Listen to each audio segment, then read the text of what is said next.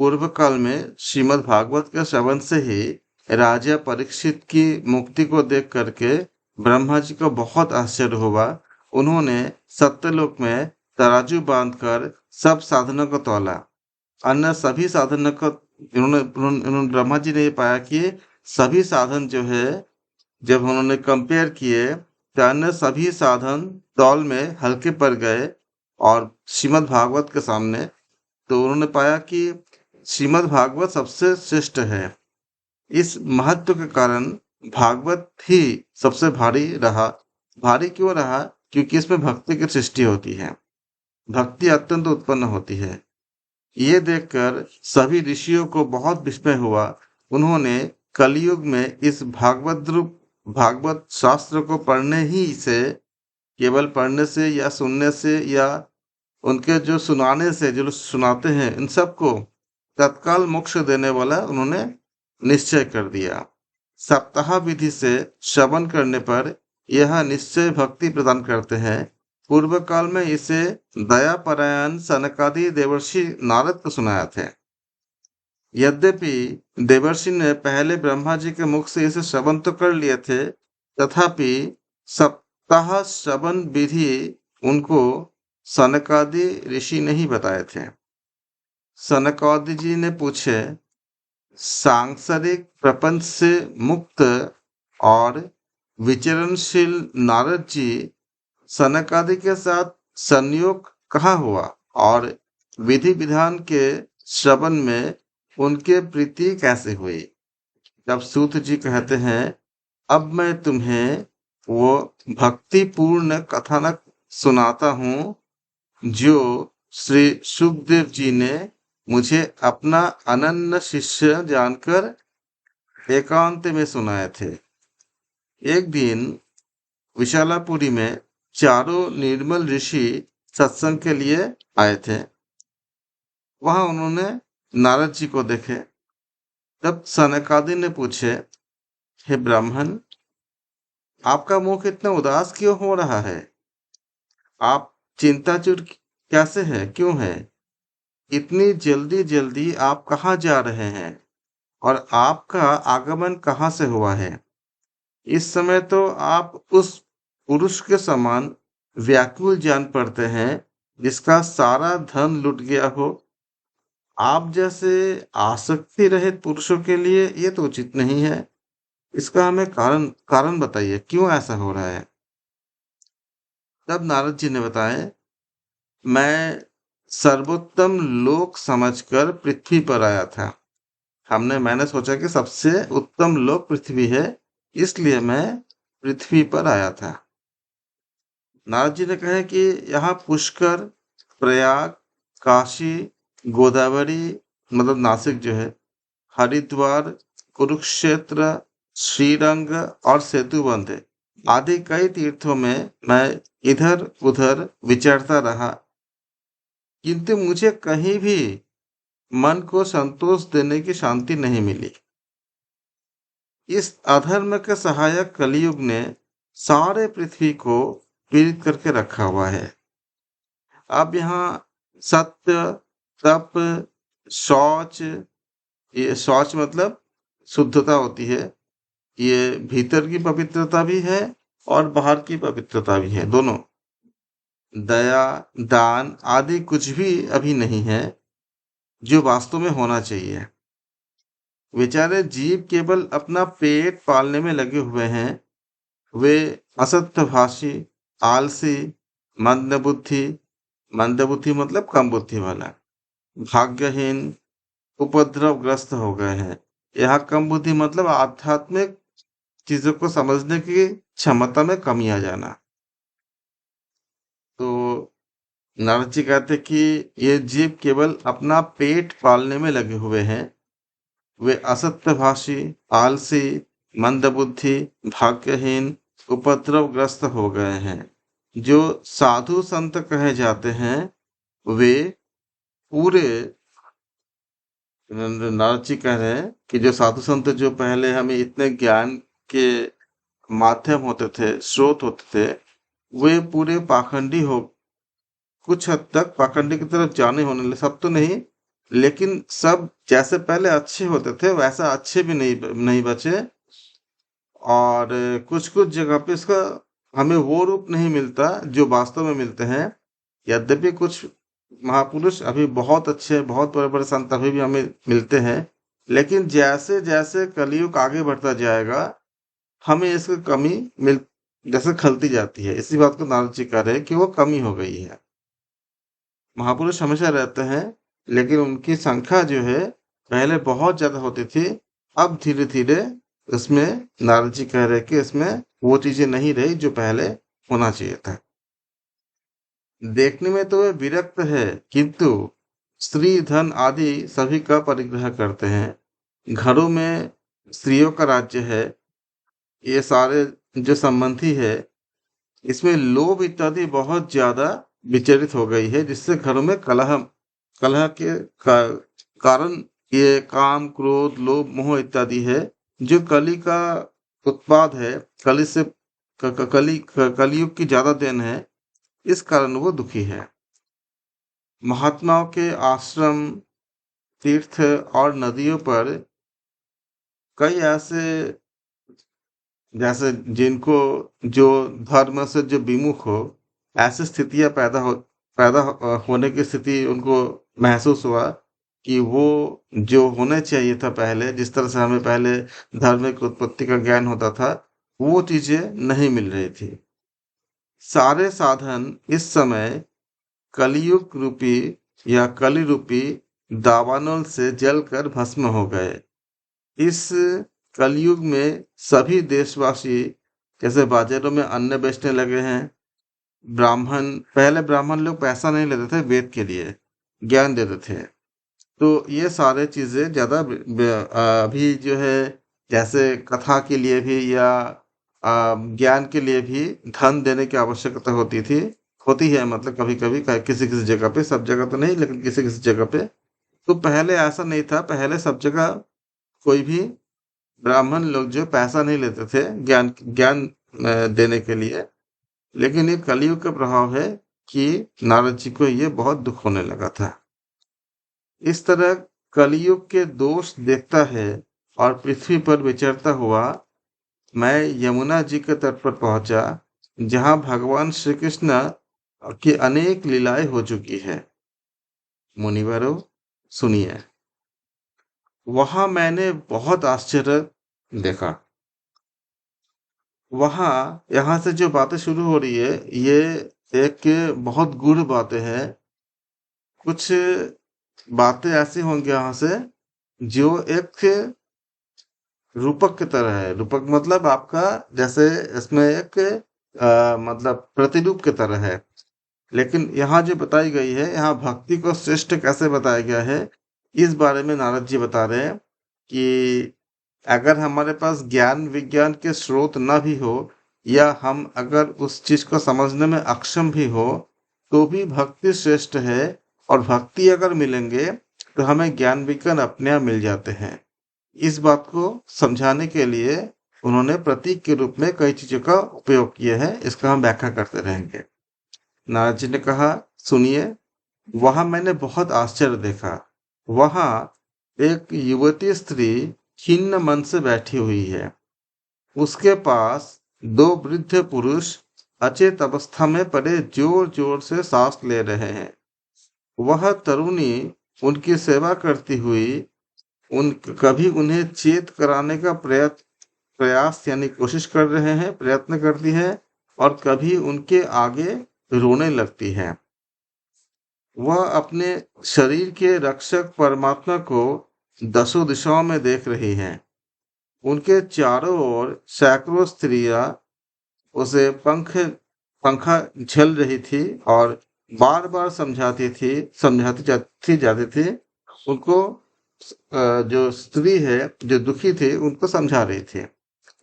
दूसरी ओर ये सब चकित देखकर कुतूहलवश उनके पास में गया। मुझे देखकर वह युवती खड़ी हो गई और बहुत व्याकुल होकर बोलने लगी। ये युवती भक्ति है, जो परम हम जो भक्ति की बात कर रहे थे। और बाकी आप अभी सुनिए, बहुत अच्छे लगेंगे बाकी सब चीजें। युवती ने कहे, भक्ति के प्रतीक है ये युवती। युवती ने कहा, महात्मा जी, क्षण भर ठहर जाइए, मेरी चिंता को भी नष्ट कर दीजिए।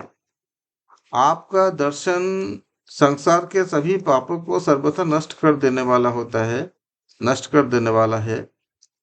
आपके वचन से मेरे दुख की भी बहुत कुछ शांति हो जाएगी। मनुष्य का जब बड़ा भाग्य होता है तभी आपके दर्शन हुआ करते हैं। ये युवती ने नारद जी से कहा। तब नारद जी ने कहे कि तब मैं तब मैंने उस स्त्री से पूछा कि हे देवी, आप कौन हैं और ये दोनों पुरुष आपके क्या है, क्या लगते हैं? यानी कि ये दोनों पुरुष तुम्हारे क्या होते हैं? तो तुम्हारे पास ये कमल नयनी देवियां कौन है? तुम हमें विस्तार से अपने दुख का कारण बताओ। युवती ने कहा। अब युवती जो प्रतीक है, प्रतीक का अर्थ बता रहे हैं। युवती ने कहा, मेरा नाम भक्ति है। ये युवती जो भक्ति का बात कर रहे थे, परा भक्ति या परा भक्ति, युवती ने कहा मेरा नाम भक्ति है, भक्ति का प्रतीक है। और ये ज्ञान और वैराग्य नामक मेरे पुत्र हैं। ज्ञान और वैराग्य, जब हमें ज्ञान प्राप्त होती है तो जब हमें ज्ञान प्राप्त होती है तो ज्ञान से हमें वैराग्य भी प्राप्त होती है। और ये दोनों कहाँ से उत्पन्न होती है? जब हमें ईश्वर के प्रति समर्पण या भक्ति उत्पन्न होती है तो भक्ति के साथ साथ ज्ञान और वैराग्य दोनों ही उत्पन्न होते हैं। इसलिए युवती ने कहा कि मैं उनके माता हूँ, मतलब मेरे से जब भक्ति होती है तो अनन्य भक्ति के साथ ज्ञान और वैराग्य भी उत्पन्न होते हैं, इसलिए ये मेरे संतान हैं। समय के फेरे से ये ऐसे जर्जर हो गए हैं, मतलब कलयुग के कारण लोगों में ज्ञान की प्राप्ति करने की क्षमता बहुत कम हो गई है, या यथार्थ मतलब वास्तविक ज्ञान पाने की क्षमता कम हो गई है। ज्ञान के नाम पे हम कुछ कुछ और व्याख्या को ही ले लेते हैं जो अज्ञान होता है, और जो अज्ञान को हम धारण करते हैं उसका जो उत्पाद, उसका जो परिणाम निकलती है वो विनाश या पाप निकलती है। इसलिए भक्ति बहुत ज्यादा दुखी है।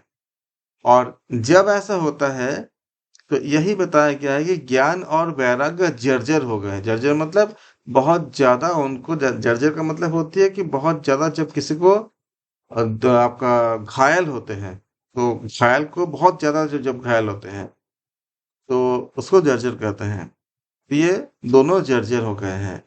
और जो 3 देवियां है ये नदियों का प्रतीक है। ये देवियां गंगा, यमुना, सरस्वती इत्यादि जो नदियां है जो पवित्र करती है, ये गंगा जी आदि नदियां हैं। ये सब मेरे सेवा करने के लिए ही आई है। इस प्रकार साक्षात देवियों के द्वारा सेवित होने पर भी मुझे सुख शांति नहीं है। तपोधन, अब ध्यान देकर मेरा वृत्तांत सुनिए। मेरी कथा वैसे तो प्रसिद्ध है, फिर भी उसे सुनकर आप मुझे शांति प्रदान करें। अब यहाँ जो बातें बताई गई है कि भक्ति भक्ति के बारे में हम बात कर रहे थे कि भक्ति जो है, भक्ति ने ये बताया कि जब मनुष्य को ज्ञान प्राप्त होती है तो ज्ञान की जो एकदम उच्चतम सीमा जो होती है उससे वैराग्य प्राप्त होती है। और हम मानव जीवन में हमारे अच्छे कर्म भी होते हैं, बुरे कर्म भी कुछ होते हैं। तो जो अनजाने में जो बुरे कर्म हो जाते हैं उस पाप को नष्ट करने के लिए गंगा, यमुना, सरस्वती ऐसे नदियां हैं। तो ये देवी का प्रतीक है। इसलिए हम अगर हमेशा अगर इन गंगा जी में या यमुना जी में अगर हम स्नान कर सकते हैं तो हमारे ये पाप धुल जाती है। बहुत से पाप ऐसे भी होते हैं जो आप भी पढ़ोगे काम में कर्म, नैमित्तिक कर्म इत्यादि में। जैसे अगर हम जब पोछा भी लगाते हैं तो बहुत से कीट मर जाते हैं, तो लेकिन हमें पोछा तो लगाने पड़ेंगे। तो जब हम कोई सब्जी बनाते हैं, कुछ खाना भी खाते हैं, तो पेड़ पौधों में भी जीवन होते हैं। तो हम खाना तो खाते हैं, हमें खाने भोजन तो करने पड़ेंगे। तो उससे भी बहुत से हमें पेड़ पौधों को जीवन के हमें मतलब उनको भी हमें काटने पड़ते हैं, उनको भी लेकर हमें खाने पड़ते हैं। ऐसे बहुत से पाप होते हैं जो हमें जो हो ही जाता है। अगर सफाई नहीं करेंगे तो दिक्कत है, तो सफाई तो करनी पड़ेगी। लेकिन जब सफाई करेंगे तो बहुत से कीट कीट पतंग भी मरेंगे, छोटे छोटे कीट कीट होते हैं। वैसे ही जब हम सांस भी लेते हैं तो सांस से भी क्या होते हैं, हमारे सांसों से भी बहुत सारे छोटे छोटे कीट अंदर जाते हैं, उनको भी मृत्यु होती है। ऐसे बहुत सारे जाने अनजाने पाप होते हो जाते हैं। जब हम ऐसे नदियों में जब हम जैसे माँ गंगा में जब स्नान करते हैं तो हमारे वो पाप नष्ट हो जाती है और हम पवित्र होते हैं। इसलिए इन नदियों के बारे में बताया गया है। लेकिन अगर हमको वास्तविक ज्ञान हम नहीं ले पाएंगे तो वैराग्य भी नहीं हो पाएगा। जैसे हम बात कर रहे थे कि वेद इत्यादि में बहुत ज्ञान है, लेकिन हमें पास लेने की क्षमता भी होना चाहिए। लेकिन भक्ति अगर हो जाए तो ठीक वैसे ही जैसे एक छोटे बच्चे को माँ अपने गोद में लेके उनका पूरा देखभाल पूरा करती है, वैसे ही भक्ति जितना गंभीर गंभीर होंगे, जितना डीप होंगे, उतना ही प्रभु हमें अपने शरण में लेकर के जो ज्ञान हमें वास्तव में हमारे लिए आवश्यक है, जो हम खुद पढ़ के अध्ययन करके नहीं ले पा रहे थे, वो हमारे हृदय में जागृत कर देंगे, अपने आप जागृत कर देंगे। और ये जब जागृत होती है तो हमें मोक्ष स्वयं मिलती है, भले ही हम बाहर से वेद इत्यादि का अध्ययन कर सके या ना कर सके। इसलिए भक्ति श्रेष्ठ है। अब भक्ति में अपरा भक्ति और पराभक्ति। कुछ भक्ति का जो प्रारंभिक लेवल होती है उसमें अपरा नहीं होती। जैसे हम मंदिर गए, ईश्वर को ऐसे पूजा किए, या फिर हम कुछ उद्देश्य से हम पूजा किए, या मन्नत मांगे कि हमें ये मिल जाए तो हमको हम ये पूजा करेंगे। ये सब अपरा नहीं है, हम कुछ पाना चाहते हैं। जैसे हमने मन्नत किया कि हमें एग्जाम में अच्छे हो जाए तो हम इतना पाठ करेंगे, या ऐसा कुछ हम दान देंगे, कुछ किया तो क्या हुआ, गिव एंड टेक हो गया ना। ईश्वर मुझे ये दो तो मैं ये दूंगा। तो ये क्या हुआ, ये अपरा और परा में से परा नहीं हुआ। इसमें शर्त होती है कि मुझे ये चाहिए। ये चाहिए शब्द नहीं होता है पराभक्ति में। पराभक्ति क्या होता है कि दिन रात खाली एक विकटता होती है, मतलब ईश्वर के लिए उनको पाने के लिए आंसू, जैसे आप रोए जा रहे हो, क्यों रो रहे हो पता नहीं, लेकिन रोए जा रहे हो अंदर से, जैसे बहुत व्याकुल हो रहे हो। और ये 24 घंटा चलती रहती है, क्यों कर रहे हो नहीं पता। लेकिन उनके लिए, ईश्वर को पाने के लिए, उनको इतना पुकारने से बहुत शांति मिल रही है, बहुत पीस मिल रही है। ये आपका पराभक्ति का जो लक्षण है। जब पराभक्ति जितनी ज्यादा गहराई में उत्पन्न होते होंगे, जितनी ज्यादा गहराई में उत्पन्न होती है, हमारे मन की दिशाएं, हमारे मन की अवस्थाएं वैसे ही परिवर्तन होते रहते हैं। लगातार हमारे अंदर जो शक्ति है वो जागृत होती जाती है। जागृत होते होते हमें जो भी चाहिए होता है, जो भी हमें आवश्यकता होती है, मन की जो शांति होती है अपने आप मिलती है। और शारीरिक रूप से भी जो हमें जिस तरह के जो पीड़ा होती है, वो पीड़ा में भी जो है नाश हो जाती है और हमें शक्ति मिलती है। ऐसे पराभक्ति और जो आपका जो आसपास के जितने भी हमें समस्याएं होती है, वो अपने आप चीजें ऐसे बदलती है कि वो हमें प्रभावित नहीं करती। जैसे मीरा जी के साथ था, बहुत सारी समस्याएं थी उस समय, लेकिन उनको प्रभावित नहीं किया। जैसे चैतन्य महाप्रभु के साथ था, जैसे अर्जुन के साथ था, जैसे हनुमान जी के साथ था। ये सब क्या पूरा पराभक्ति। परा मतलब बियॉन्ड, मतलब हम ऐसे बोलते हैं ना, अरे ये हमारे सोच के परे है, मतलब हमारे सोच के बाहर है। तो बियॉन्ड ऑफ द लिमिट, तो बियॉन्ड जो बाहर होते हैं एकदम अतिक्रम करके, वो पराभक्ति होते हैं। पराभक्ति का बहुत अच्छा उदाहरण अभी भी उपलब्ध है। आज देखिए, जैसे एक बहुत बड़े संत हैं वृंदावन में, प्रेमानंद जी महाराज। पराभक्ति के सबसे बड़ा अच्छा अभी जो लाइव एग्जाम्पल है, जो अभी हमारे साथ है, जो इसको हम देख सकते हैं। 17-18 साल पहले डॉक्टर ने उनको कह दिया था कि आपके दोनों किडनी खराब है, और आप कुछ ही साल, 2-3 साल ही आप जी पाएंगे। जब दोनों किडनी का किसी का खराब होती है, आप देख लो मेडिकल साइंस के अंडर में उस पेशेंट का क्या हाल होता है। वो कुछ नहीं कर पाता, उसके लिए मतलब बात करना भी बहुत दुभर होता है। उनका हमेशा डायलिसिस होता है, लेकिन उनके जो चमक है, उनकी जो शक्ति है, उनके जो बोलने का जो ज्ञान है, ये कहाँ से आई? ये पराभक्ति का है। हो रही है बाहर, बहुत लोग उनको किडनी देने के लिए तैयार है, बहुत लोग उनको अनुरोध रिक्वेस्ट करते हैं, अनुरोध करते हैं कि आप हमसे किडनी ले लीजिए। वो नहीं लेते। वो कहते हैं कि अगर राधा रानी को करने होंगे तो, अगर हमसे काम कराने होंगे तो इसी किडनी से करा ले। पराभक्ति का यही होती है, ये लक्षण होते हैं। बाहरी परिस्थितियां वैसे ही होती है, लेकिन उनका अंदर से बहुत शांति मिलती है। आज 17 साल हो गए हैं। 2-3 साल के लिए डॉक्टर ने कहा था कि आप 2-3 साल ही जीवित रहेंगे, लेकिन आज भी उनको ऊर्जा देखेंगे तो आप आश्चर्य पे पड़ जाएंगे। उनका दर्शन करेंगे तो जैसे आप पूरा ठहर से जाएंगे, एकदम ठहर जाएंगे। उतनी इतनी तेज उनके उनके चेहरे पे है, उनके वाणी पे है। और ज्ञान, आप कोई भी प्रश्न पूछिए, इतने अच्छे उनका आंसर होते हैं, इतने अच्छे उनको उत्तर होता है, जैसे आप पूरा लीन हो जाते हो उनके बातों में।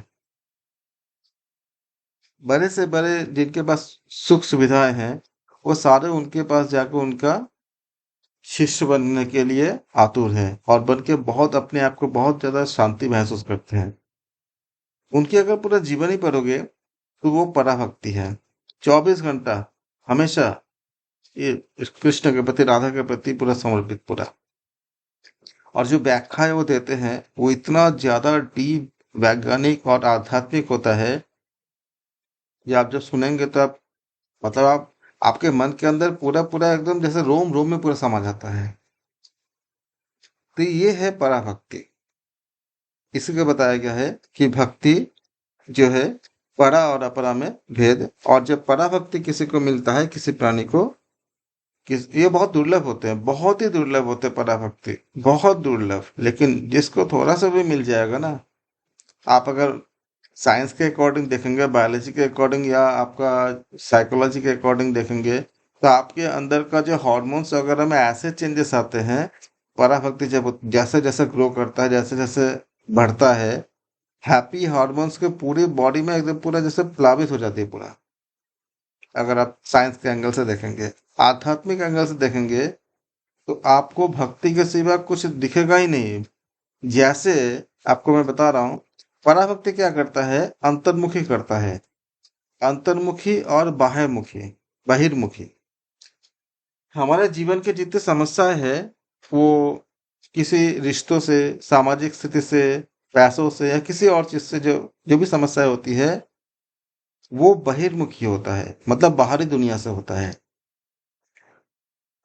जब तक हम बाहरी दुनिया के टच में हैं, तब तक उसकी हमें अनुभूति होती है, तो हमको वो दुख और सुख प्राप्त होती है।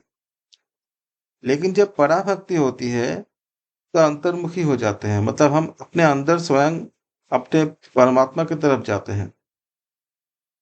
तो जब हम बाहरी दुनिया में होते ही नहीं हैं, जब खुद हम अपने अंदर की दुनिया में होते हैं, तो बाहर की दुनिया में जो भी स्थितियां होती है, वो हमें टच नहीं करेगा। ठीक वैसे ही, जैसे अगर आप घर के अंदर हो और बाहर अगर लू भी चले या कुछ भी हो, बारिश हो, लेकिन अगर आप अपने घर के अंदर एसी में या आराम से हो घर के अंदर, तो बाहर के क्या होती है आपको पता भी नहीं चलता। बाद में पता चलता है अच्छा सड़क गीली है तो शायद बारिश हुआ होगा, या न्यूज़ में आपने देखा आपने, को तो पता नहीं चलता ना, क्योंकि आप बाहर हो ही नहीं। अगर मान लीजिए आप प्लेन या ट्रेन में ऐसे कोच में आप ट्रैवल कर रहे हो राजधानी इत्यादि में, तो बाहर अगर बारिश हो जाए कुछ हो जाए आपको कुछ पता नहीं चलता, क्योंकि आप बाहर के दुनिया से, आप बाहर नहीं हो, अंदर ही हो, अंदर की तरफ हो। तो पराभक्ति क्या करता है, अंतर्मुखी करता है। जब आप अंतर्मुखी होते हो तो ये जितने भी आपका जो दुख है, सुख है, क्लेश है, काम क्रोध लोभ मोह, जो भी चीज इसका जो प्रोडक्ट होती है, इसके जो उत्पाद होती है, उसके जो परिणाम होते हैं, वो बाहरी दुनिया में होती है, मतलब बहिर्मुखी में होते हैं। तो जो परामुख पराभक्त जो भक्ति होते हैं, वो हमें अंतर्मुखी करता है, प्रत्याहार जिसे कहते हैं, प्रत्याहार हम योग में कहते हैं, अंतर्मुखी करता है। जितने ज्यादा आप अंतर्मुखी होते जाते हो, आप उस परमात्मा से के मिलन की तरफ उतने ज्यादा अग्रसर होते हो। तब आप बाहरी दुनिया से आपको ज्यादा कोई लेन देन होता भी नहीं है। इसलिए इसी को कहते हैं स्थित प्रज्ञ। स्थित प्रज्ञ मतलब, जैसे मान लीजिए कि अगर आप अपने घर के अंदर हो या एसी ट्रेन के अंदर हो, तो बाहर की दुनिया में अच्छा हो या बुरा हो, आप उससे क्या है, आप उससे कोई रिएक्शन नहीं देते नहीं हो, क्योंकि आपको वो असर नहीं करता। इसलिए गीता में कहा गया है कि जो स्थितप्रज्ञ होते हैं, भगवान कृष्ण कहते हैं, वो सबसे श्रेष्ठ होते हैं, वो मेरे बहुत प्रिय होते हैं, जिसको न तो मान अपमान से कोई संबंध नहीं होता, किसी भी तरह के अच्छे बुरे से कोई संबंध नहीं होता। क्यों नहीं होता? हम सबके साथ तो ऐसा नहीं, हम क्या होता हो सकता है, हम सबके साथ तो संभव नहीं होता कि हमें ऐसे स्थिति में कोई रिएक्शन ना हो। सर्दी गर्मी मान अपमान भूख प्यास, कुछ किसी भी चीज पे सबको समतुल्य मानते हैं। कैसे मानते हैं? क्योंकि वो बहिर्मुखी नहीं होते, वो अंतर्मुखी होते हैं।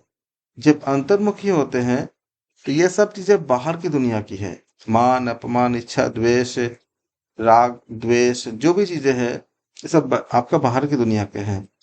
और जो पराभक्ति में होते हैं या प्रत्याहार में होते हैं, योग के जरिए हम प्रत्याहार तक जा सकते हैं, या पराभक्ति से हम जब जाते हैं तो हम पूरी तरह से अंतर्मुखी होते हैं और हमें ये चीजें असर नहीं करता। इसी को स्थित प्रज्ञता कहते हैं।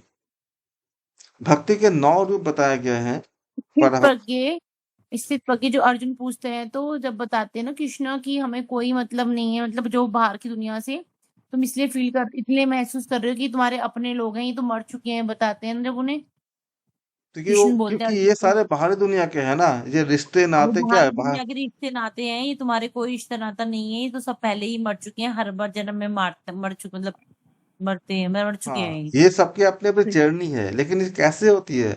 हम जब बाहरी दुनिया की तरफ जाते बहिर्मुखी होते हैं, तब जाके हमें लगता है कि ये हमारे ये रिश्ते हैं, ऐसा है वैसा है, या इससे इसने हमें अच्छा में तारीफ कर दिया तो हम खुश हो गए। क्योंकि वो तारीफ हमें किससे मिल रही है, बाहर की दुनिया से मिल रही है। अपमान कर दिया हम दुखी हो गए, वो अपमान कहाँ से मिल रहा है, किसी किसी और से मिल रहा है, मतलब बाहर की दुनिया से मिल रही है। लेकिन जब आप अंतर्मुखी हो जाते हो, तो बाहर की दुनिया से ऐसे ही कट जाते हो, जैसे आप अगर एसी रूम में अंदर बैठे हो, तो बाहर बारिश का आपको पता नहीं चलता। बाहर बारिश गिरे, ओले पड़े, या बहुत ज्यादा लू चल जाए, आपको कुछ पता ही नहीं चलता, क्योंकि आप अंदर की तरफ हो। इसी को हम कहते हैं अंतर्मुखी। अब ये भक्ति कितने तरह की होती है, तो भागवत में ही आगे पढ़ेंगे। श्रीमद् भागवत 7 ऑफ 5 ऑफ 23 में पढ़ेंगे इसको। प्रकार की ये 9 प्रकार, 9 भक्ति होती है ना, 9 प्रकार की। अभी हाँ 9 प्रकार के होते हैं। कहते हैं कि श्रवणं कीर्तनं विष्णु, स्मरणं पाद सेवनम, अर्चनं वंदनं दास्य, सख्य आत्मनिवेदनम। श्रवणं कीर्तनं विष्णु, ये श्लोक है। श्रवणं कीर्तनं विष्णु, स्मरणं पाद सेवनम, अर्चनम वंदनम दास्य, साक्ष्य आत्मनिवेदनम। ये 9 तरह से हम भक्ति कर सकते हैं। उसमें से एक क्या है, श्रवण करना। जैसे आप सब श्रवण कर रहे हो, या हम सब श्रवण करते हैं, इसके इस श्रवण के द्वारा किनको, ऐसा कोई उदाहरण जिनको मोक्ष मिले हैं? हाँ, कौन थे? परीक्षित, जिसके बारे में अभी हम बात कर रहे हैं। तो श्रवण से किसको मिले थे? परीक्षित को मिले थे। कीर्तन करके, जैसे प्रभु का गुणगान करके, सुखदेव जी को, सुखदेव जी के बारे में हम यहाँ बात कर ही रहे हो कि परीक्षित जी ने सुखदेव जी को बोला कि निवेदन किए थे कि हे ऋषिवर, आप मुझे भागवत की कथा सुनाइए। तो कथा सुनाना मतलब कीर्तन करना। स्मरणं, स्मरण करके, उदाहरण कौन थे? प्रहलाद। सदैव हमेशा ईश्वर को स्मरण करते थे, याद करते थे, हमेशा याद करना। अगर आप खाली श्रवण करते हो तो भी पराभक्ति पा सकते हो, कीर्तन करते हो तो भी पराभक्ति पा सकते हो। हमेशा अगर आप स्मरण करते हो, जैसे प्रहलाद जी ने किया था, तो भी आपको पराभक्ति प्राप्त होती है। या पाद सेवनम, हमेशा प्रभु की सेवा करना, जैसे लक्ष्मी जी करते नारायण जी के, ये पाद सेवन होते हैं। इसी को बताया गया स्मरणं कीर्तनं विष्णु, श्रवणं कीर्तनं विष्णु, स्मरणं पाद सेवनं। इनमें से आप जो भी करना आपको अच्छा लगता है आप कर सकते हो। श्रवण 1 हो गया, कीर्तन 2 हो गए, स्मरण 3 हो गए, पाद सेवन 4 हो गए। उदाहरण क्या है? श्रवण के लिए राजा परीक्षित, कीर्तन के लिए सुखदेव जी, स्मरण के लिए प्रहलाद, पाद सेवन के लिए माता लक्ष्मी। अर्चना करके, अर्चनम पृथ्वीराज ने किए थे, वंदनम अक्रूर ने किए थे, दास श्री हनुमान जी, श्री राम जी का खुद अपने आप को श्री राम का दास कहते हैं। दास, खुद को दास मान लेना। सबसे अच्छा मुझे दास मान लेना होता है, और श्रवण करना दास मान लेना, क्योंकि इसमें सारा अहंकार नष्ट हो जाती है। श्रवण करना, दास से मानना, स्मरण करना, कीर्तन करना, ये सब बहुत आसान है। इसमें सारा अपने अंदर का अहंकार नष्ट हो जाती है। या खुद को ईश्वर का मित्र मानना, सखा, सखा मतलब सखा, सखा मतलब मित्र, जैसे अर्जुन थे। अर्जुन खुद को कृष्ण के सखा यानी मित्र मानते थे। 5वां क्या हुआ? अर्चनम। 6वां क्या है? वंदनम। 7वां क्या है? दास। 8वां क्या है आपका? सखा, सखा मतलब मित्र। और आत्मनिवेदन, ये कौन थे? ये थे बलि राजा थे। आत्मनिवेदन 9वां। बलि राजा ने सब कुछ ईश्वर को दान दे दिए थे, नारायण को, त्रिपाद भूमि में। कथन है, पूरा कथा है पूरा, आगे आप इनको जानेंगे। ये आत्मनिवेदन, ये नवधा भक्ति कहते हैं इसको। इनमें से जो भी, जिसको जो भी अच्छा लगता हो वो कर सकते हैं, और इसके जो चरम अवस्था है वो पराभक्ति है। श्रवण में क्या होती है? ईश्वर के लीला, कथा, महत्व, शक्ति, स्रोत इत्यादि को बहुत श्रद्धा सहित और अतृप्त मतलब तृप्त नहीं हुआ, और सुनेंगे और सुनेंगे, ऐसे इसको तृप्त हो जाए मतलब समाप्त हो गई। बहुत ज्यादा ज्यादा ज्यादा सुनने की इच्छा को हम कहते हैं श्रवण कहते हैं। ये प्रक्रिया होना कि खूब बहुत ज्यादा सुनने की इच्छा होना, ये आपका श्रवण हो गया। फिर अगर कीर्तन, कीर्तन में क्या होते हैं? ईश्वर के गुण, चरित्र, नाम, पराक्रम आदि का आनंद और उत्साह के साथ वर्णन करना, कीर्तन करना, ये कीर्तन होते हैं। फिर आते हैं श्रवण। श्रवण मतलब क्या हुआ? कि लगातार, निरंतर, अनन्य भाव से परमेश्वर का श्रवण करना, उनके महत्व और शक्ति का स्मरण करना और उन पर मुग्ध हो जाना, इसको स्मरण कहते हैं। आप इनमें से एक से ज्यादा भी कर सकते हैं, जैसे आपने स्मरण भी किया, कीर्तन भी किया, और उनको अर्चन भी किया, पाद सेवन भी किया। ये सारे जो है आप एक से ज्यादा भी कर सकते हैं, या किसी एक में बहुत ज्यादा कर सकते हो। स्मरण करना मतलब लगातार हमेशा उनको याद करना। पाद सेवन मतलब ईश्वर के चरणों का आश्रय लेना और उन्हीं को अपना सर्वस्व समझना, ये पाद सेवन होती है। पाद मतलब पैर होता है। अर्चन करना, अर्चन मतलब क्या हुआ? मन, वचन और कर्म के द्वारा पवित्र सामग्री से ईश्वर के चरणों का पूजन करना।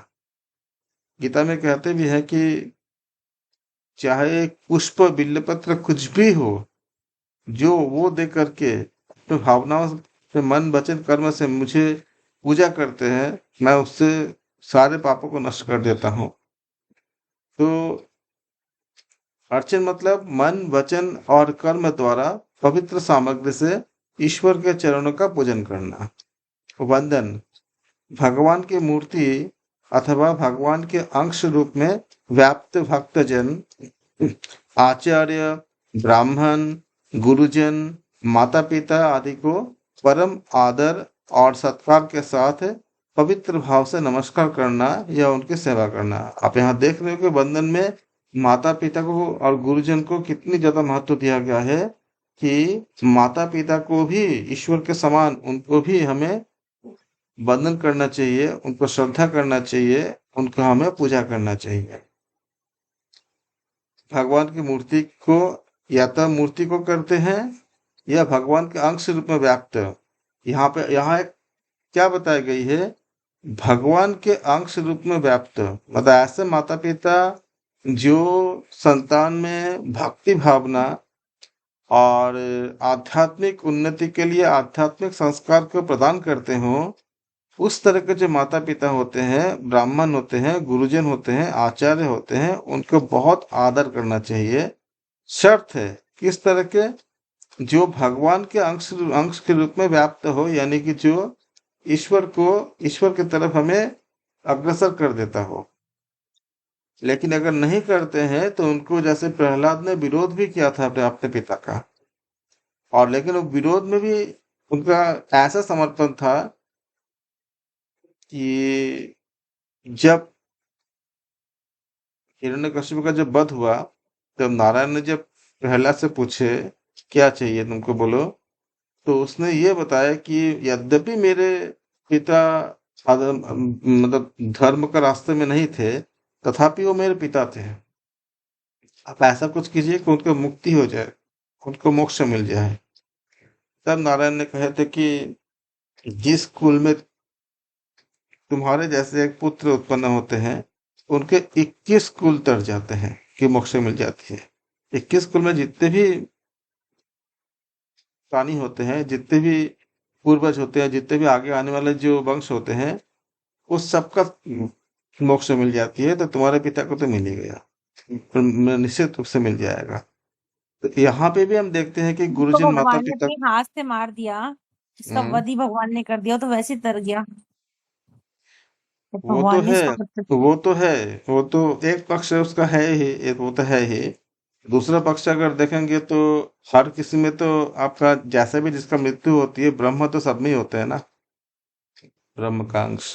होते हैं, पर जिस तरह से वध किया तो वो तो मतलब कि ऑलरेडी हाँ मतलब वो हो गया ना, फिर तो कुछ रहा ही नहीं है, जैसे भगवान ने छू हाँ, लिया। लेकिन प्रहलाद ने अपने तरफ से भी मांगे थे, और तब उन्होंने बताए थे कि प्रहलाद को डर था कि मेरे पिताजी ने ऐसे इस तरह के जब व्यवहार किए थे, अधर्मी का व्यवहार किए थे, कहीं उनको इसके लिए कोई दंड न मिले।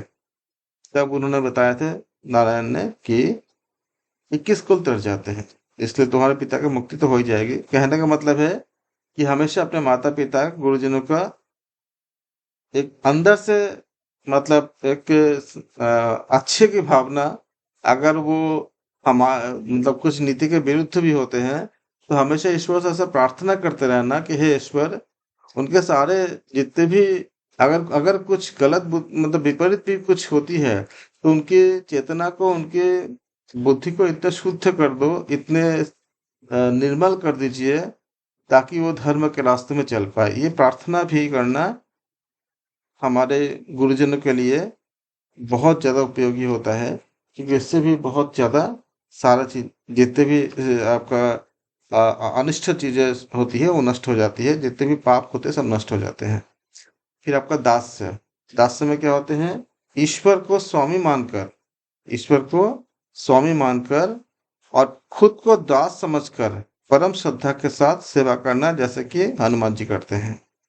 और आप देखेंगे कि जितने मंदिर आपका राम जी, सीता जी, लक्ष्मण जी के हैं, उससे कहीं ज्यादा मंदिर हनुमान जी के हैं। तो जब हम दास समझ के श्रद्धा करके हम मोक्ष प्राप्त करते हैं, तो ईश्वर हमें कितनी ज्यादा हमें महत्व देते हैं, कितनी ज्यादा हमें उद्धार करते हैं, कितनी ज्यादा हमें प्यार करते हैं। फिर आते हैं आपका साक्ष्य। ईश्वर को ही अपना परम मित्र समझकर, अपना सर्वस्व समझकर उनको सर्वस्व उनको समर्पण कर देना और सच्चे भाव से अपने पाप पुण्य को उन पे निवेदन करना, जैसे कि अर्जुन ने किए थे। अर्जुन उनको साखा मानते थे, सखा मानते थे, मित्र मानते थे। फिर आत्मनिवेदन, अपने आप को भगवान के चरणों में सदा के लिए समर्पण कर देना, कि उनसे ज्यादा, और इस तरह से समर्पण करना कि अपने पास कुछ भी नहीं है, अपनी कोई भी स्वतंत्र सत्ता नहीं है। और ये भक्ति की बहुत ही उत्तम अवस्था मानी जाती है, जब हम संपूर्ण समर्पण कर देते हैं। इस तरह से नवदा भक्ति की चर्चा हुई, और इनमें से जो भी भक्ति जिसके अंदर जागृत होती है, वो उसी भक्ति से अगर हम पूरी तरह से समर्पण समर्पण करते हैं, तो वो पराभक्ति की प्राप्ति होती है। और जब पराभक्ति प्राप्त होगी, तो ज्ञान वैराग्य इत्यादि जो भी आवश्यकताएं हैं, वो स्वतः ही प्रकट हो जाती है। जैसे कि प्रेमानंद जी के हमने बताया कि अगर आप कभी दर्शन करते हो, उनके वाणी सुनते हो, प्रेमानंद जी महाराज के आज के जो एकदम उदाहरण है, कि उनके दोनों देखो, पराभक्ति कैसे काम करता है, किस तरह से कार्य करता है। उनके शुरुआती जीवन में बहुत सारे चुनौतियां थी, लेकिन आज उनके साथ करीब करीब 600 लोगों के खाना भी बनता है, सारा चीज होती है। सारे ये जितने भी आपका निर्वाह क्या होती है, कि कोई माध्यम कोई बनता है, लेकिन जो कहा गया है कि योगक्षेमम वहाम में हम, मैं बहन करने की पूरा आपको बहन करने की पूरा मतलब प्रतिज्ञा करता हूँ, जो भगवान कृष्ण ने कहे थे चैप्टर नंबर 22 भगवत गीता में, और श्लोक नंबर चैप्टर नंबर 9 श्लोक नंबर 22। चैप्टर तो 18 ही है भगवत गीता में। चैप्टर नंबर 9 श्लोक नंबर 22 में बताया गया है कि योगक्षेमम वहाम्यहम। देखिए, उनको शरीर में जो जरूरतें हैं, जो डॉक्टर मतलब डॉक्टर के बस की बात नहीं है, कि जिनके दोनों किडनी फेल हो चुके हैं, उनके शरीर में इतनी ऊर्जा उत्पन्न कर देना। और इतने 17 साल पहले जो डॉक्टर ने कहा था कि आप 2-3 साल के आसपास जीवित रह सकते हैं, शरीर आपका पूर्ण हो जाएगा, लेकिन इतने साल हो गए। ये पराभक्ति है, कि जहां जो आवश्यकता है, ईश्वर उनकी पूर्ति कर देते, पूरी कर देते हैं। और ज्ञान ज्ञान की तो कोई सीमा ही नहीं है, अनंत ज्ञान भर देते हैं। ये पराभक्ति है। इसके बाद हम अगले क्लास में हम इसके बाद की चर्चा करेंगे। आप सबको धन्यवाद। अब नेक्स्ट क्लास मंडे को रहेगी ना, मंडे को रहेगी।